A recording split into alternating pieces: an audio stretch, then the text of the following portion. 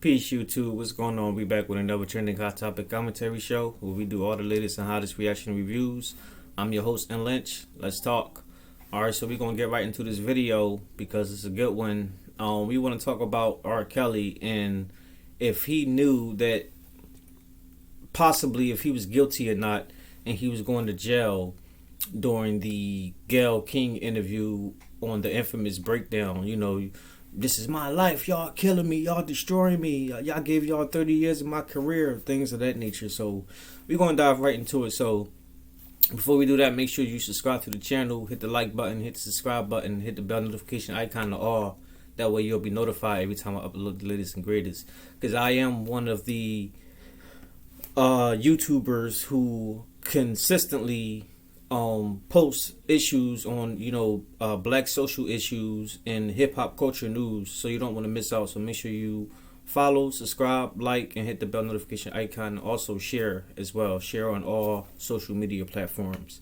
So without further ado, let's get right into the video. So like I said, did R. Kelly know he was going to jail? Did he know that, he possibly, effed up?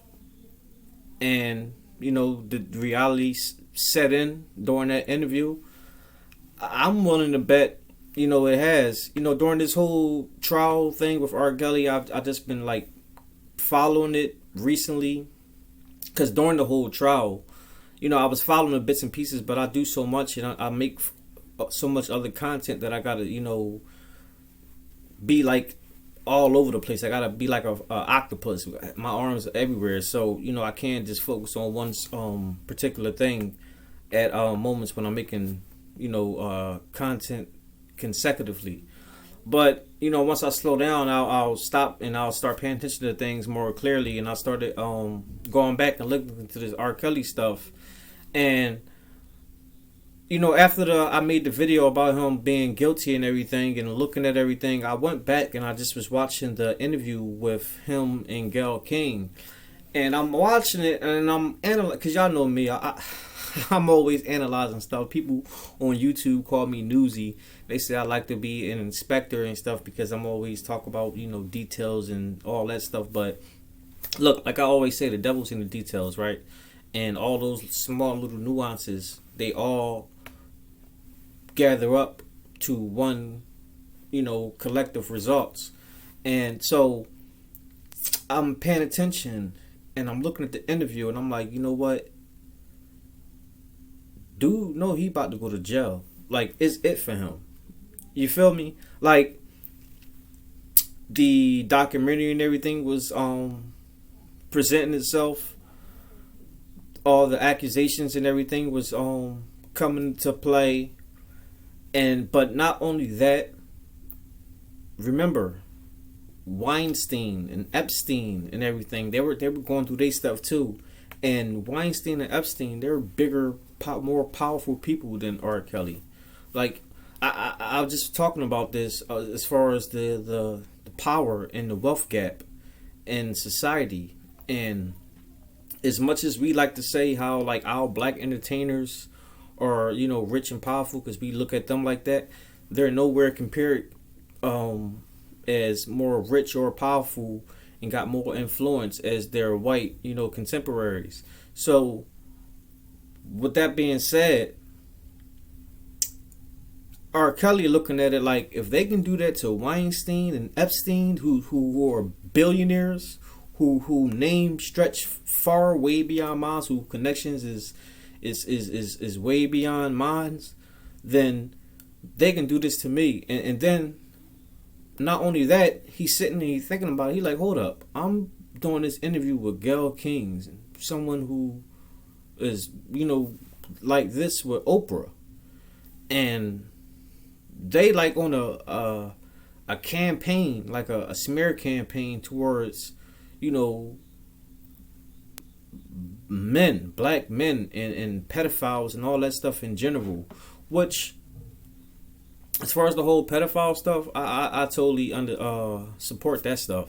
But like I said before on another video when I was talking about Oprah and Gayle, as far as this stuff, I just felt like they just need to be consistent with that all across the board as far as like black entertainers and stuff and white people, because I'm sure Oprah and Gayle know a whole bunch of like other cultural people, you know, that they're like contemporaries. Because Oprah is a billionaire, so I'm sure she know a whole other billionaires who are into that freak kinky stuff, who doing a whole lot of stuff worse than R. Kelly. So that's what I mean. I just wish they stay consistent as far as that. Don't just go after like Bill Cosby and R. Kelly and Russell Simmons and people like that. Go after all them other people too. But with that being said, R. Kelly realized that at that moment, he like, oh, this shit is real right here. You know, like, and it's not even funny, but I think at that moment when he broke down and everything, I think that's when the moment he realized, like, you know, everything caught up with him, all his past deeds. Because remember the trial back in the early 2000s when, you know, when the infamous tape came out and everything, and he got clear of that. So, because remember, like, this is before social media was out, so it wasn't a big thing. Well, I mean, it was big back then, but it wasn't as big as it could have been, like how everything was now, like Surviving R. Kelly and everything, the docu-series and all this stuff now and everything, because everything is so spread out and branched now because of social media. But if it was how, like, I believe if it was how it was back then, how it is now, as far as technology and, you know, being able, everybody can hear things all over across the board because of, you know, social media, then he probably would have been got hung, and just as far as everybody else.